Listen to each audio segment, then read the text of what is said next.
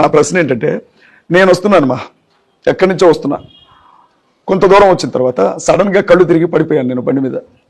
చుట్టుపక్కల ఉన్న మనుషులు వచ్చి నన్ను లేపారు. లేపగానే ఏం చేస్తారు? ఫస్ట్ నా తల మీద హెల్మెట్ ఉంది, మూతికి మాస్క్ ఉంది, స్ప్రోలో లేనంత పని అయిపోయింది నాకు. వెంటనే చేసే కామన్ సెన్స్ ఉన్న ప్రతి ఒక్కరికి కూడా అర్థమయ్యే విషయం, వెంటనే ఏం చేస్తారు?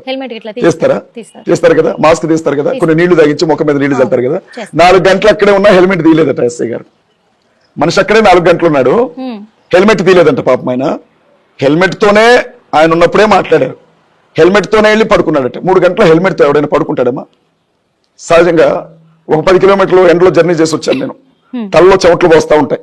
ఆగి రెస్ట్ తీసుకోవాలనుకుంటే వెంటనే నేను చేసేది ఏంటంటే ఒక చెట్టు కిందకి వెళ్ళి హెల్మెట్ తీసేస్తాను. అలాంటిది 3 గంటలు మామూలు మనిషి అయినా హెల్మెట్ తోనే పడుకున్నాడట పార్క్ లో నేల మీద.